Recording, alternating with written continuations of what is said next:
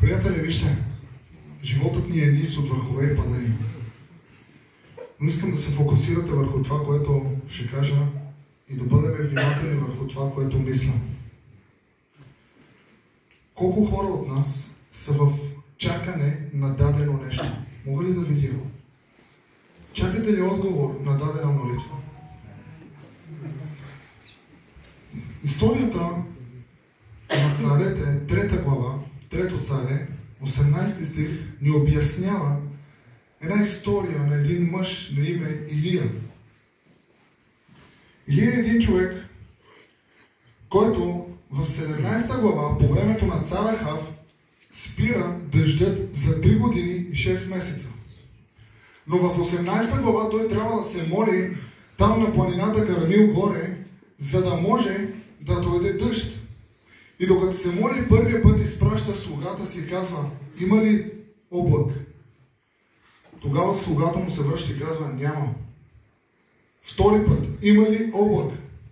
Тогава отново слугата се връща при Илия и казва: няма. И така стана 4-ти и 5-ти и 6-тия път. Но 7-тия път, когато изпрати слугата си, слугата му се връща и казва: господарю, видях един малък облак в небето, колкото една длан. Колкото една малка длан видях облак. И тогава Библията казва, че цялото небе се помрачи, дойдоха облаци и заваля тогава дъжд. Какво виждаме тук? Илия стоеше и чакаше. Чакаше да дойде дъжд, който да напои земята. Тази вечер не знам в каква суша се намираш. Може би седиш и се молиш и си казваш: какво се случва с мен? Не мога да се моля. Какво се случва с мен? Чакам толкова време отговор, но все съм сух. Толкова време съм в суша, че ми е трудно и не знам какво да правя. И веднъж, и 2 пъти, и 3 пъти повтаряш това нещо в молитвата ти и изпитваш една трудност да се напоиш. Изпитваш онази трудност и си в сухота и ти е трудно да влезеш в Божието помазание. Но в един даден момент, когато за теб всичко приключва, когато вече няма надежда, докато се молиш, Бог се проявява чрез нещо малко в живота ти. И когато се проявява чрез нещо малко, идва момента, в който чрез него да видиш и голямото нещо.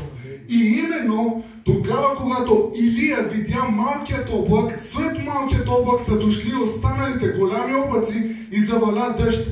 Тази вечер, ако в живота ти виждаш, че нещо малко се случва, изведнъж в момента, в който ти е трудно, докато се молиш, чрез малкото нещо ще дойде голямото нещо. И ще дойде в живота ти онзи късен дъжд. Късният дъжд на твоето благословение. Дъждът на твоето напояване. И докато си в суша, докато си в трудност, докато си в обезсърчение, идва времето, в което дъждът да напои отдавна запустелите ти места. Да те съживи в дух, в душа и в тяло. Именно за това, брати и сестри, нека обърнем внимание на една история, която разказва в Йоан 11 глава. Тогава една жена на име Марта и Мария. Те са сестри и техният брат Лазар е болен. Те изпращат известие на Исус, че техният брат е болен и е в опасност. Но Исус се бави. Исус не идва при тях. И чак когато вече Лазар умря, тогава Исус дойде. И когато влезе там, Мария, т.е. Марта го видя и каза: Исусе, да беше тук. Да беше тук. Моя брат нямаше да умре. И ние знаем историята как той казва, че той е възкресението и живота, че всеки, който вярва в него, ако и да умре, пак ще живее. И точно тогава Исус се забави нарочно. Знаете ли защо? Защото когато отиде там, вместо да изцели болния Лазар, той отиде, за да го възкреси. Не знам тази вечер дали си в духовна кондикция, но ако разбереш това, което кажа, ще има една голяма, смислена история и една смислена картина пред твоите очи. За да се бави Бог в живота ти, за да извърши дадено нещо, когато ти се молиш и казваш: Господи, имам нужда от теб да дойдеш в живота ми и да направиш еди какво си, за да се проявиш като славен Бог, който да се прояви в живота ми, идва момента, в който той може да се бави. И ти стоиш в чакане. Ти стоиш в очакване, кога Бог ще дойде. Но в един даден момент, когато всичко приключва, ти си мислиш, че Бог е закъснял, че не е дошъл на време, но Бог се бави, за да може, когато дойде, делото му да стане по-силно и по-голямо в живота ти. Делото му да стане по-голямо и по-силно в живота на децата ти, на семействата ти. Именно за това Бог понякога в твоето чакане може да се бави, за да може да се прояви като славен и мощен Бог все повече и повече. Защото ако беше отишъл на време да изцели болният Лазар, всички щяха да кажат: да, това е Исус, Той е изцелител, Той изцелява. Но Той по-късно се прояви с Лазар на едно друго място, за да може да покаже, че това е Лазар, който го възкръсна. Така че чакането на Марта си заслужаваше, защото нейният брат възкръсна. Тази вечер може би чакаш за дадено нещо, което е много отдавнашно чакане, което те тормози толкова време, което те притеснява толкова време. Спокойно бъди в кондикция с Бога. Защото Бог е в контрол в живота ти. И когато чакаш Бога, дързай, защото псалмиста казва: дързайте и чакайте Господа. Защо? Защото Господ е Господ на силите. Защото Господ е силният и мощен лъв, който може да изреве свобода за теб. И не е ли изревал свобода? Не е ли казал на кръста, че се свърши с твоето чакане за изкупление? С твоето чакане някой да дойде да ти прости греховете. Христос идва на време, идва на точното място, идва на точното време, за да се прояви в живота ти. Така че тази вечер, ако си в дадено чакане, така че ако тази вечер си в дадена трудност, в която чакаш доста време, Бог да дойде и да те изцели, Бог да дойде и да те съживи, днес и сега е момента да се обърнеш и да кажеш: Господи, ела във времето, в което ти виждаш, че е нужно да дойдеш. Защото когато Бог дойде в живота ти и види чакането ти, и когато даде онова, за което твърде време си чакал, Той ще се прослави в теб, ще ти даде онова, което искаш, и ти ще бъдеш като дърво, което е посадено сред потоци и води. Ти ще бъдеш като дърво, което може да дава плодът си, и този плод ще бъде на времето си. Затова тази вечер те питам: какво чакаш? В какво очакване си тази вечер? Какво чакане има в душата ти? Кое е чакането на сърцето ти? Аз ще кажа за мен: аз чакам Духът на Бога да дойде и да ме съживи. Аз чакам Духът на Бога да ме напои. Аз чакам Духът на Бога. Аз чакам Духът на Бога. Готов ли си Духът на Бога да дойде в живота ти? Готов ли си Духът на Бога да дойде и да те съживи? Да съживи вярата ти, да съживи дума ти. Може би се молиш и чакаш детето ти твърде дълги години да се върне в църквата. Може би чакаш с другаря ти, жена ти, съпруга ти да дойдат на църква, да се променят живота им, да свидетелства на Бог. Но ти е трудно, но ти е толкова коварно това да се бориш с това нещо. Ще дам един пример. Аз и моята майка, двамата, аз бях в света, тя беше в Бога. Като един пастор на църква в Самоков, баща ми и майка ми се молеха за мене. И докато се молят 5 години, стоях и чакаха моето връщане в Бога. Стоях и чакаха аз да се върна. И когато за тях всичко приключи, и когато те застанаха и казаха: Господи, ние нямаме въздух, отказваме се, ние не ни достига кислород, не мога аз да се боря вече за Симо. Симо е поел по своя път. Тогава Бог се прояви и знаете ли какво каза? Бог каза: тогава, когато чакаш ти, аз идвам точно когато твоята сила приключва. Когато ти нямаш въздух, Бог идва да бъде твоят кислород. Когато ти нямаш сила, Бог идва да бъде твоята сила. И точно когато ти си немощен, Бог идва за да прояви мощта си в тебе. Затова точно тогава, когато тяхната сила приключи, дойде Божията сила, осия със славата си, и точно тогава аз се промених.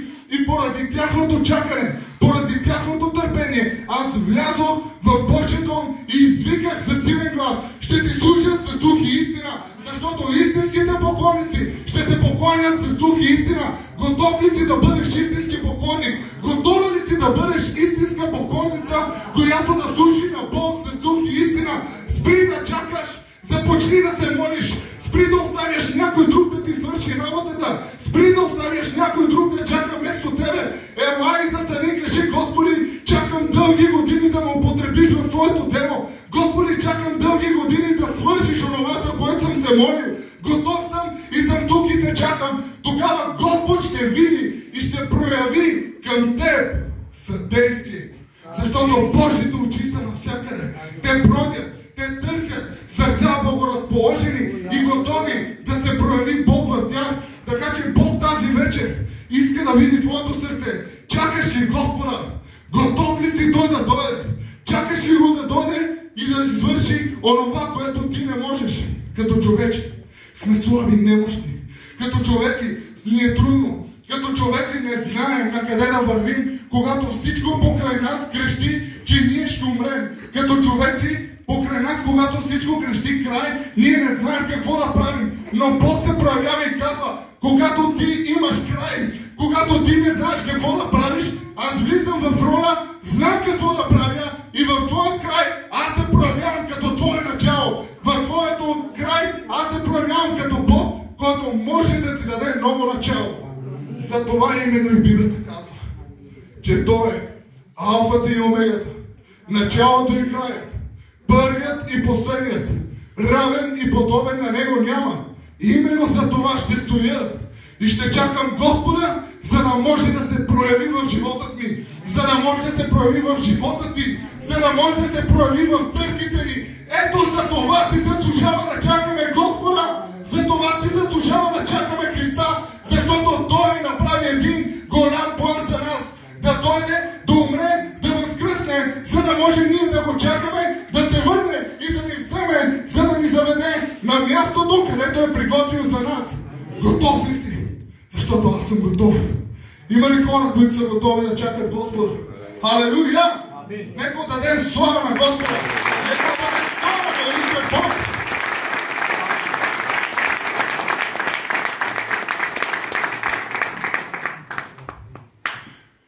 Живи сме и все още има надежда.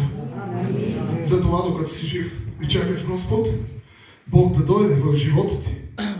Смири се и кажи, Татко, до Тебе съм, искам да живееш в живота ми и аз те чакам да дойдеш не само да спасиш мен, но и целият ми дом. Със сигурност някой чака нещо.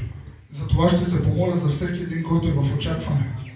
Така че, нека наведем глави и нека това да бъде нашата вечер. Това да бъде твоята вечер. Това да бъде неговата вечер. Моята, на всички вечерта, в която Бог ще откликне на молитвата.